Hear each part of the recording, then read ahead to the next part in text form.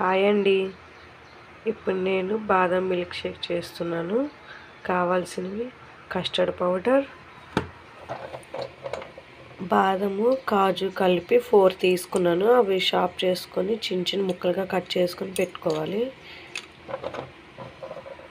కాజు 6, బాదం 6 వీటిని నానబెట్టుకోవాలి 1 అవర్ 2 అవర్స్.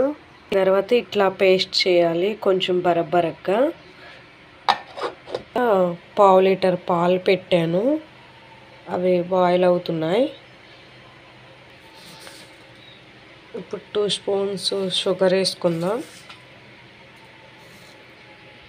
ఇప్పుడు 2 స్పూన్స్ షుగర్ వేసుకున్న తర్వాత 1 స్పూన్ కస్టర్డ్ పౌడర్, కొంచెం వాటర్ పోసుకోవాలి. వాటర్ పోసుకున్న తర్వాత బాగా కలుపుకోవాలి. ఎక్కడ కూడా పిండి ఉండలు లేకుండా మంచిగా కలుపుకోవాలి ఇట్లా వచ్చేటట్టు. ఇప్పుడు దీన్ని పాలల్లో పోసుకోవాలి, కలుపుతూ ఉండాలి.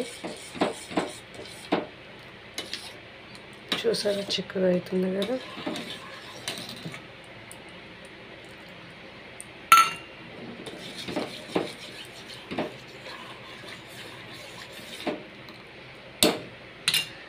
మనం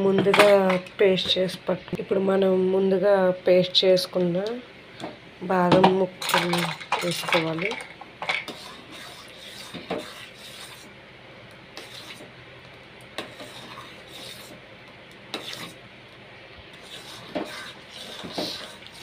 అంతేనండి, ఎంతో టేస్టీ అయినా అందరికీ ఇష్టమైన బాదం మిల్క్ షేక్ రెడీ అయింది. ఇప్పుడు దీనిలో కట్ చేసుకున్న కాజు పీసెస్, బాదం పీసెస్ వేసుకుందాం.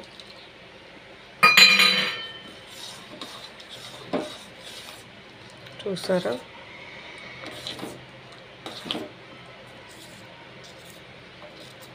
కొంచెం మరగనిచ్చాక దించుకుందాం. మనకి ఇంకా పలుకులు ఎక్కువ ఉండాలనుకుంటే మనం ఇంకా ఎక్కువ బాదము, కాజు వేసుకోవచ్చండి. దీన్ని కొంచెం చల్లగా అయిన తర్వాత స్టవ్ ఆఫ్ చేసుకొని చల్లగా అయిన తర్వాత అప్పుడు మనం ఫ్రిడ్జ్లో పెట్టుకుంటే కూలింగ్ అయినాక తాగితే బాగుంటుందండి.